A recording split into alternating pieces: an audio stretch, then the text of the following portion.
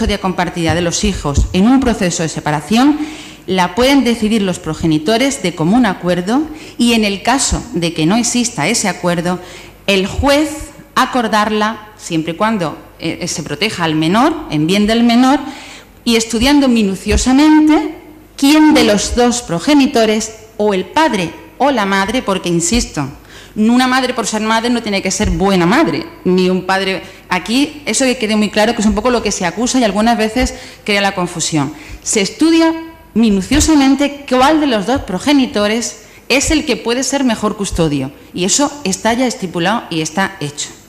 La custodia compartida tiene, desde el punto de vista técnico formal, y ahora ustedes lo verán desde el sentido común, para que haya una custodia compartida en la cual hay que tomar constantemente decisiones en algo tan complejo como es la educación de los hijos, tiene que haber una comunicación medianamente razonable entre los dos progenitores. Es imposible que exista en la práctica, que se pueda desarrollar y que pueda ser beneficioso un sistema de custodia compartida cuando el padre y la madre, los progenitores, están en un claro, evidente, grave conflicto. Yo he visto casos en los cuales solamente pueden hablar a través de juzgados, tienen que hacer la transacción del menor o el cambio a través de un punto de encuentro. ¿Cómo esas personas en la práctica van a poder ponerse de acuerdo en decidir lo que es el día a día? Y de hecho en las comunidades autónomas, que es el ejemplo que tenemos en España, donde existe ya la custodia compartida, en la práctica, dicho por los expertos, los juristas, en la práctica, en la idea está muy bien, como os digo, pero luego en la práctica, en el día a día, es poco viable, porque es imposible que dos personas acuerden en la educación cuando no se hablan ni siquiera y hay un conflicto grave, y ya, por supuesto, obviamente, ahí estaremos todos de acuerdo, cuando hay casos o bien de maltrato, violencia de género, o casos de maltrato en la infancia, que también se da. En esos casos, obviamente, es imposible, eso es obvio, ahí estaremos todos de acuerdo. También hay que decir que la inmensa mayoría de las parejas que se divorcian, llegan a un acuerdo en la custodia. La inmensa mayoría. El número que llega a conflicto por ese tema es mínimo. Es mínimo. Insisto, la ley nos está diciendo que en el caso que hay un conflicto, hay una petición por parte del juez de que se valore y se evalúe por un equipo compuesto por psicólogos y psicólogas, trabajadoras sociales, y se valora quién de los dos progenitores es el mejor progenitor. Y en función de ese informe técnico, el juez decidirá, siempre pensando en el bien del menor. Eso ya está y eso ya existe.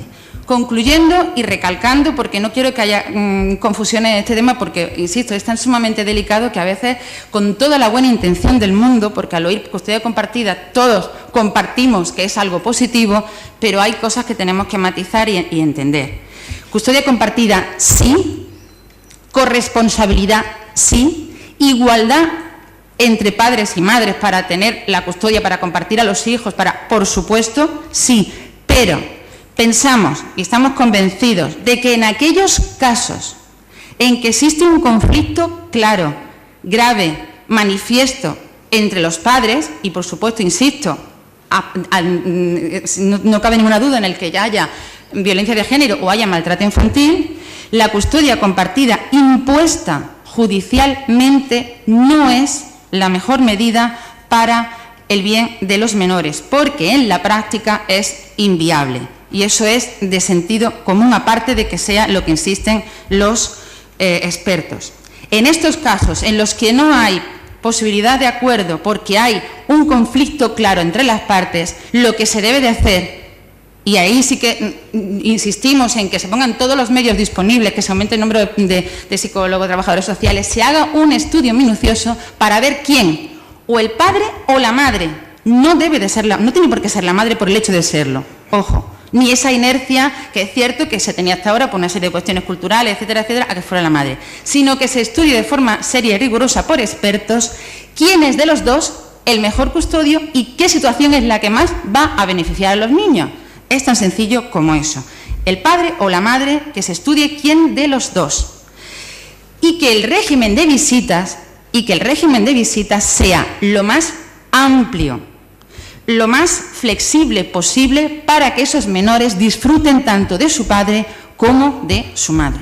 Eso es lo que nosotros creemos, eso es lo que la inmensa población, la inmensa mayoría de la gente cree, eso es lo que los expertos están viendo. Creo que además, sinceramente, es lo razonable y, por tanto, nosotros estamos de acuerdo con la moción que presenta el Partido Popular siempre y cuando se reformule, que no sé si se habrán fijado y lo habrán visto, o que lo digo con toda buena fe, de coger literalmente la moción que presenta, que les presenta esta asociación. Presentan en el punto 5, que es lo que nosotros, lo único que les pedíamos que eso lo modificaran. En el punto 5, a ver si soy capaz de encontrarlo, aquí está, dice que se insta a las Cortes Generales para que, de modo urgente, la guardia y custodia compartida como un derecho del menor que se ha de otorgar de modo general, aún en defecto, aún en desacuerdo de las partes, considerando igualmente las interacciones negativas que se producen con la Ley de Violencia de Género.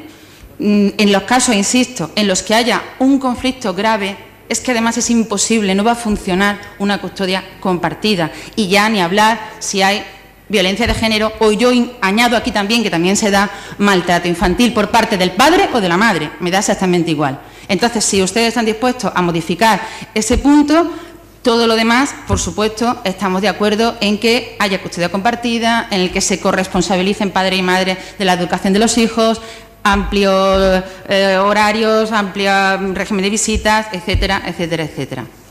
Pues muchísimas gracias. Señor Martínez, Partido Popular, tiene la palabra. Sí, simplemente en primer lugar, pues para agradecerlo y congratularnos de que lo que en la otra ocasión no había punto de acuerdo alguno, es más, incluso se llegó textualmente a decir que no iban a apoyar una moción en la que había algunos miembros que estaban condenados por violencia de género de manera firme, que ya hayamos alcanzado el 95%. Pues mire, si no llegamos a ese 5% más, nosotros no vamos a quitar absolutamente ningún punto. ¿Y por qué no vamos a quitar el punto 5? Porque quitar el punto 5 es quitarle la sustancia al cocido.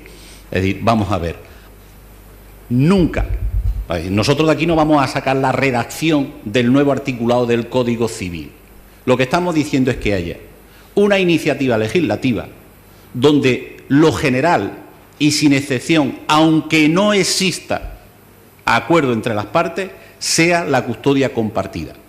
Eso se puede traducir en que el juez, por narices, cuando haya conflicto, da la custodia compartida. Pues mire, hacer un análisis de esas características es de verdad hacer un análisis muy elemental que en absoluto puede pasar por el cerebro de ninguno de los que estamos aquí, y menos aún por el cerebro de los que están interesados en esta moción.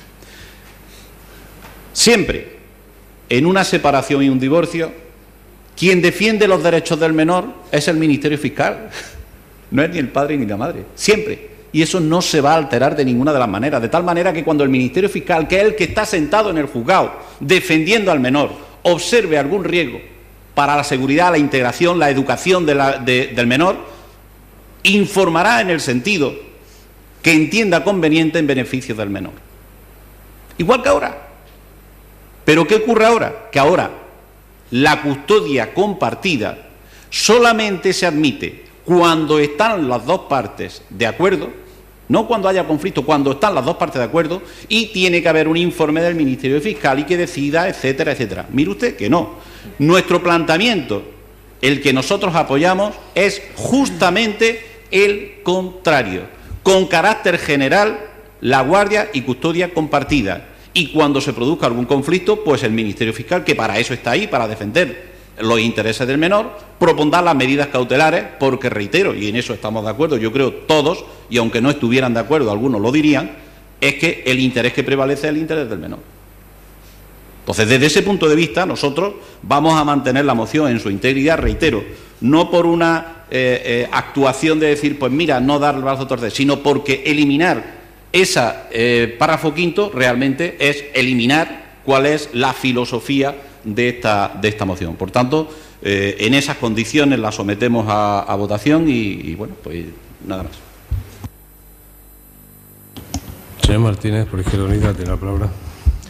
Sí, muchas gracias. No. En primer lugar, decir que estoy en general de acuerdo con la última intervención del señor Martínez y leer brevemente también alguna cosa de un artículo que me voy a saltar algunos aspectos, un artículo con referencia a la justicia compartida, porque se habla de expertos y bueno, yo creo que hay expertos que opinan de diversas formas. Yo voy a poner un ejemplo, pero luego someramente pondré algunos más.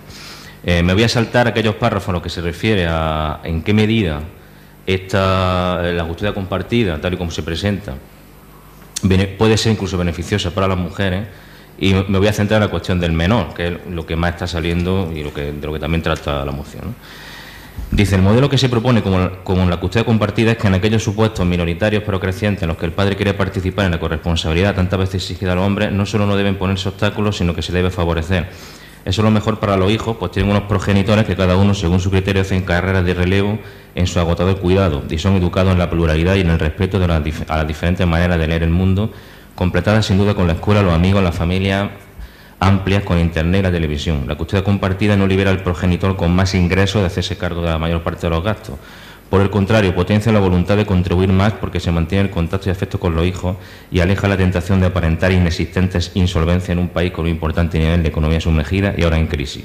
A los hijos no se les puede imponer un modelo monoparental que les perjudica, como entiende esta señora, que está sucediendo en la práctica, cuando tienen padre y madre que quieren y pueden responsabilizarse de ellos. Y es precisa una jurisdicción especializada en familia, tantas veces reclamada, que de un modo eficaz intervenga y haga difícil la utilización de los hijos como arma en unos conflictos de los que siempre deben ser alejados si queremos construir una sociedad en igualdad, paz y progreso. Este artículo lo firma la señora María Sanauja Buenaventura, magistrada de la Audiencia Provincial de Barcelona, miembro de Jueces para la Democracia, una organización claramente progresista, y de la plataforma Otras Voces Feministas, que habla de estas y otras cuestiones en un manifiesto que firman hasta 300 de momento.